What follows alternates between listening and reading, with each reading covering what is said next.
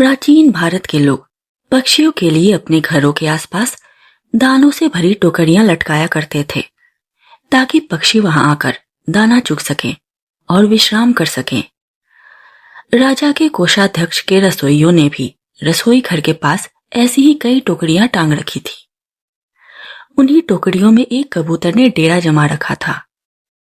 वह दिन भर बाहर उड़ता रहता और शाम ढलते ही अपनी टोकरी में लौट आता। एक दिन एक कौवा भी वहां के रसोई घर से आती हुई पकते मांस आदि की सुगंध से आकर्षित हो कबूतर की टोकरी में आ बैठा और प्रेम पूर्वक वार्तालाप करने लगा।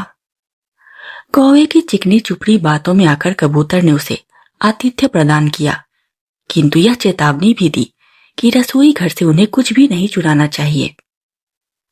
रसोइयों ने जब दोनों पक्षियों को साथ साथ देखा तो उन्होंने तत्काल कौवे के लिए भी एक टोकरी कबूतर की टोकरी के पास लटका दी, यह सोचते हुए कि ऐसा करने से दोनों मित्रों को बातचीत करते रहने के और भी अच्छे अवसर मिलेंगे।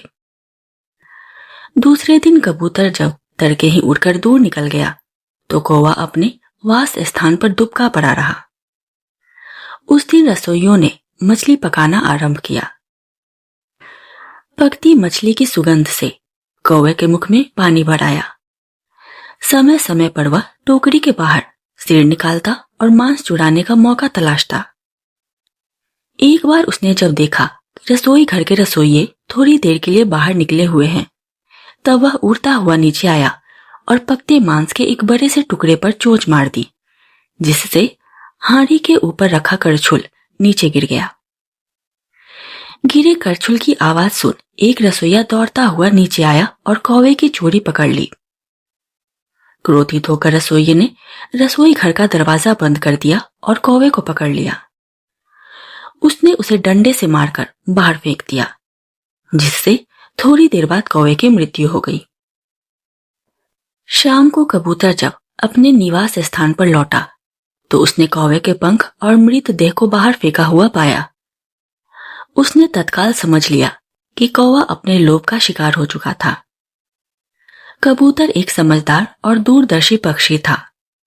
वह तत्काल उस स्थान को छोड़ दूसरे स्थान को प्रस्थान कर गया, क्योंकि हर कोई अपने साथियों की मूर्खता के दंड का भागी हो सकता है। इस कहानी से हमें सीख मिलती है, लालच और गलत संगति हमेशा विनाश की ओर ले जाती है। कबूतर समझदार था, इसलिए उसने समय रहते सही निर्णय लिया, जबकि कौवा अपने लोभ के कारण अपनी जान गंवा बैठा। अगर आपको यह कथा पसंद आई हो तो वीडियो को लाइक करें, चैनल को सब्सक्राइब करें और ऐसे ही ज्ञानवर्धक और रोचक कहानियों के लिए हमारे साथ जुड़े रहें। फिर मिलेंगे एक नई प्रेरणादायक कहानी के साथ।